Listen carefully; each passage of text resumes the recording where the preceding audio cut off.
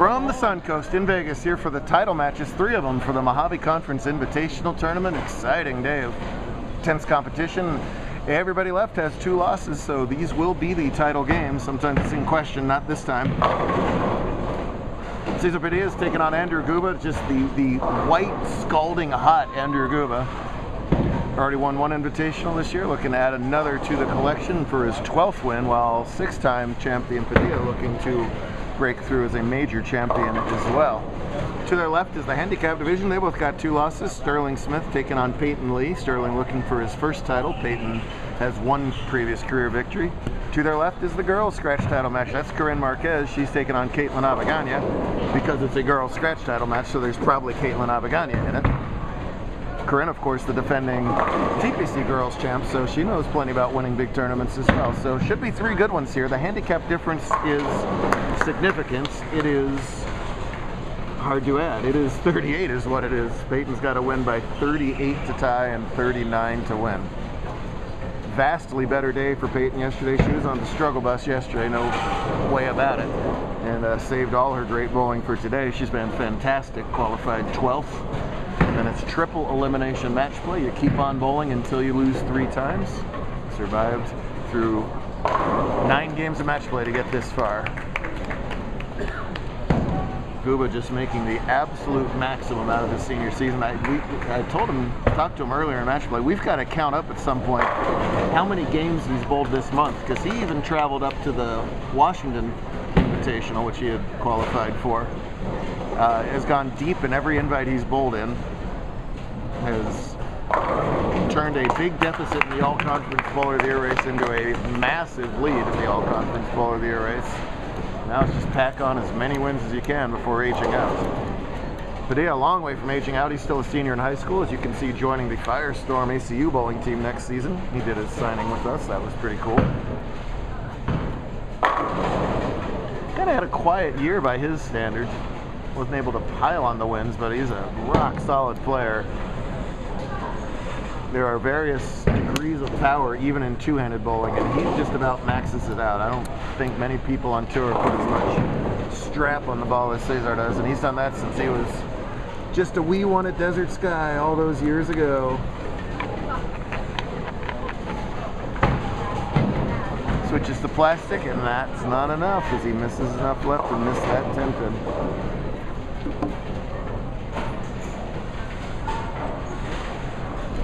Caitlin, speaking of doing a whole lot of bowling, finished up 3rd in the main tournament.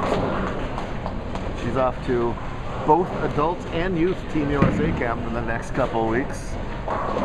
As the Avagana brand just grows and grows. Josh wins yesterday. John made the finals today. No doubter there. That was going to strike on 100% of the time as Lee covers up her spare. She remains clean through 3.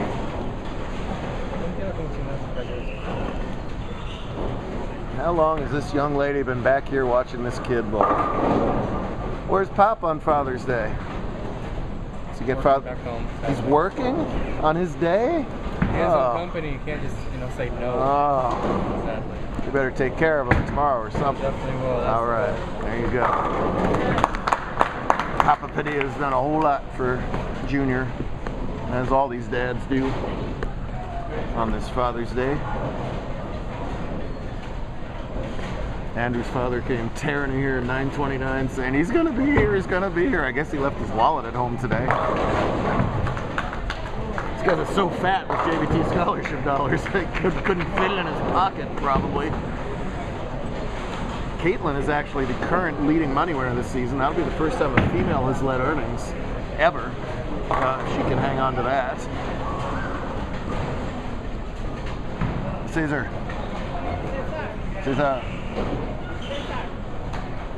They just gave out lane 64. Be aware of that. They're probably going to act like open play. Just be aware that they're down there. Evidently.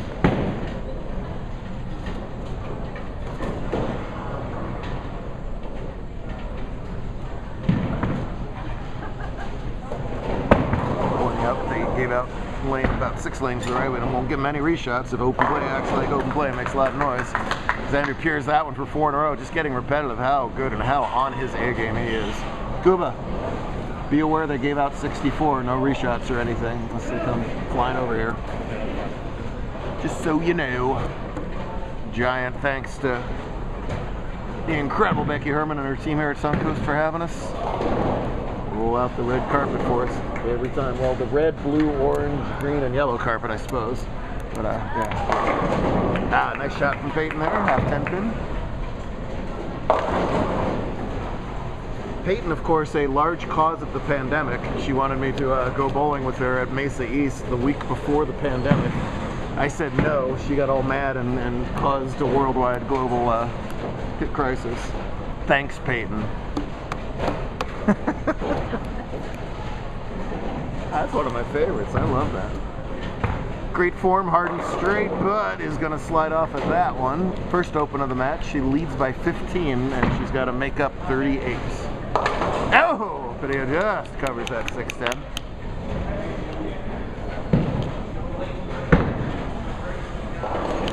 Poor Caitlin hit her ankle earlier, so she's been bowling on a bum hoof over there and been fanning herself. It's been warm in the building all weekend long. It was humid, really humid yesterday. That didn't help. I haven't been outside today to know what's going on.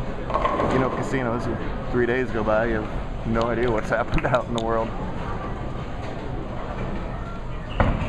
Caesar needs this one. Not let Gooba run away. Oh, come on, 4-pin. A lot of wiggle, but no falling on that 4-pin. See, Peyton gives a run at the 5-10. No. Back-to-back opens is not what you're looking for when you're on given pins.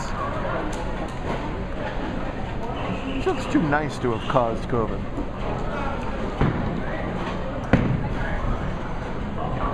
No problem with the 4-pin. Tour rolls on one more weekend. 5th and final invitational of the year next week in Phoenix. A lot of these people will be here next week, trying to do this all over again on Saturday.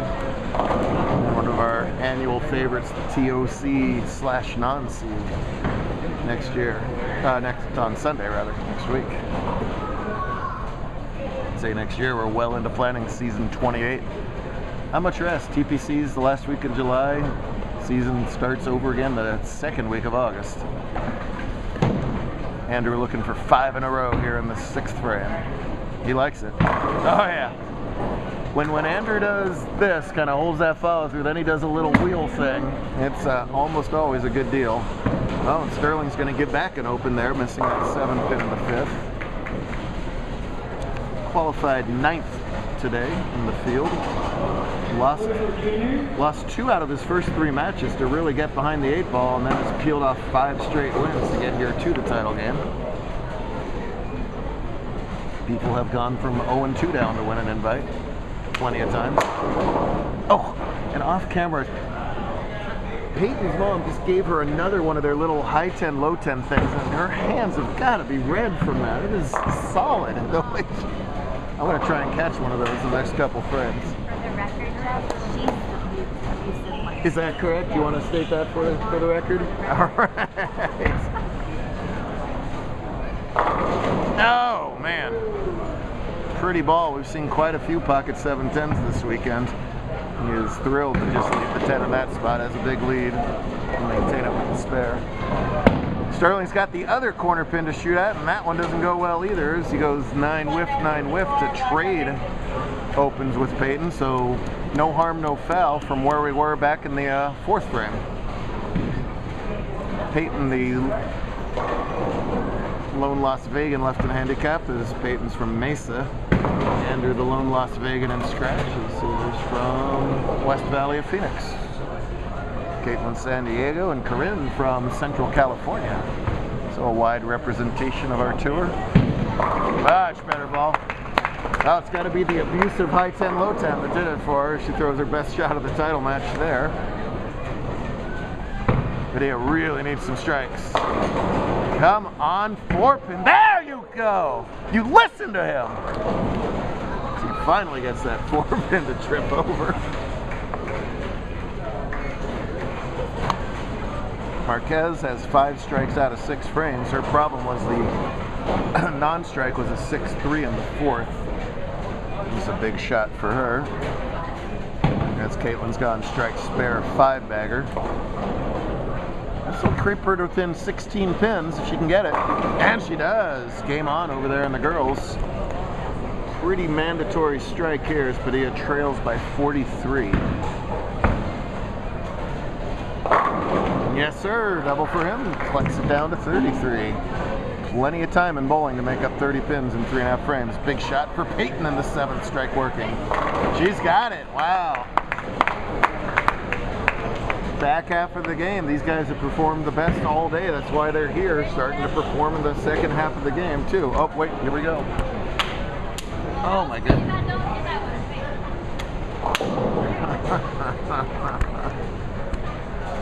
Catch both Andrew and Corinne on opposite ends here. There's Marquez's ball. You betcha. Andrew's ball, you don't betcha. That one's wide right for Sterling. This, by the way, is a ton of bowling. They bowl 5 qualifying games. This is their 9th in match play, so a 14-game tournament. Started at 9:30 this morning. It's somewhere around 5 o'clock now. There's very little break, too. They just keep going and going and going. So Abagania, even though she started spare 5-bagger, only leads by 5. It's our the way camera left here. Make it 15. Guba at a challenging 310. He does not have it. And boy, the plot thickens here over in scratch. It's just a 10-pin, 46, 66, a 20-pin game with 2 frames to go. Sterling needs a mark here. Any type, strike or spare, whatever it is. Opens in the last 4 frames.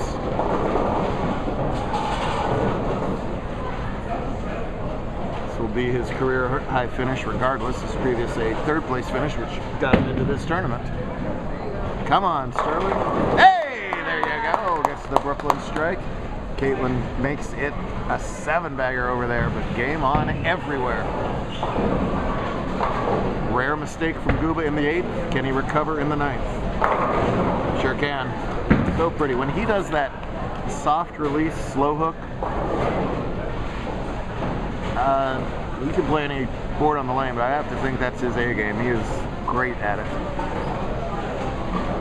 See if Marquez can stay in the zip code. Woo! She sure can. Man, this is the Rome pattern we bowled on, and it's obviously very far from fresh. Did not yield a whole lot of high scores, with one exception, Keith Ilbesaker's perfect 300 game. Right. And the ladies really putting on a show over there, and girls scratching again that stinking 4-pin. Might be the difference in the match over there.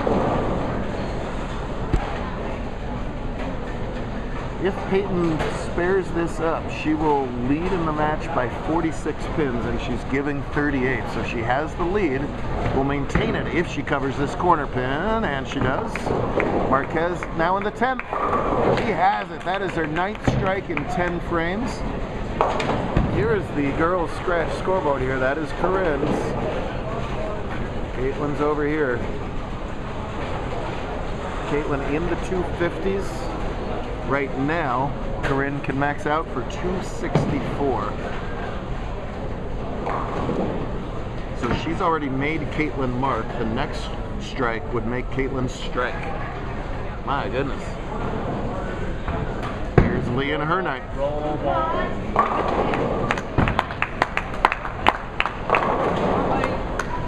Thea gets the hit. Tell by his body language it is not yet over, but he must strike the next 2 times. Corinne does not strike there, so Caitlin will need to mark to win it. Over in girls. What a big shot for Sterling right here in the 9th with a strike working. Strike, but leaves a makeable spare. Him and his bright orange socks. Let me make sure we comment on that. I got orange socks on. I like it.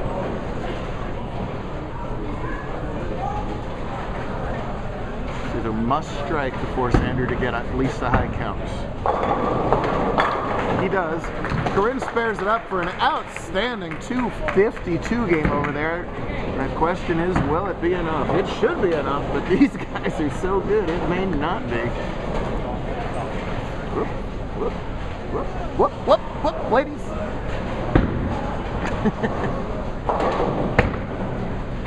Sterling's going to get this one. Boy, there we go.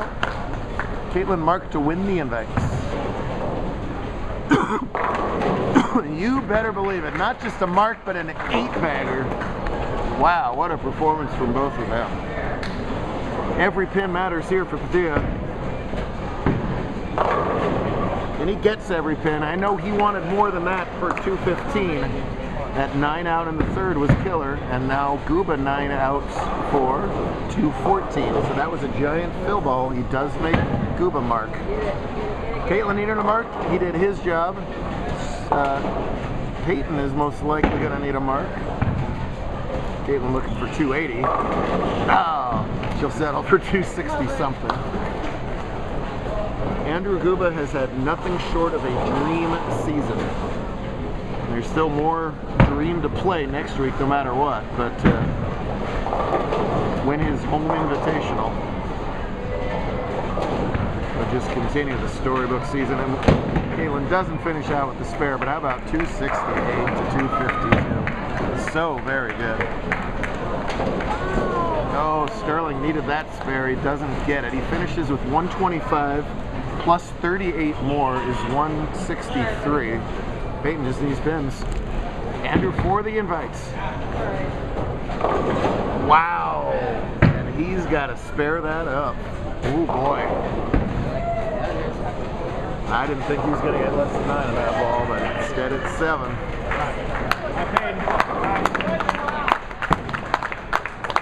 I don't know what Peyton Lee had for dinner. I don't know what she had for breakfast. I don't know what outfit she chose, but she just jumped up 71 spots in about 24 hours. And she's going to win herself the invitational. I got second. Career high finish for Sterling. Awesome socks. I don't know if you heard me before, so you know, this is all good news. Andrew must spare up this 248 or Padilla wins.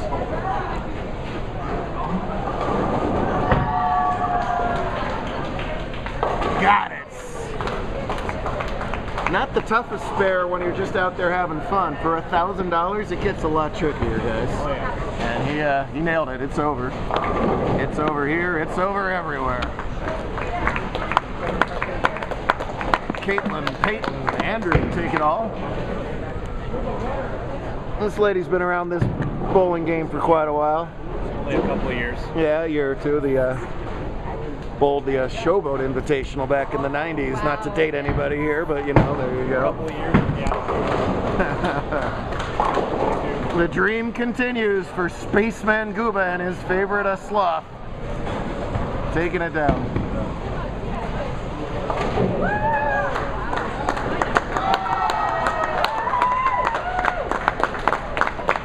Six talented finalists right there take home the hardware. We'll do it all again in Phoenix to wrap up invitational season. You fill out that scorecard, that a girl.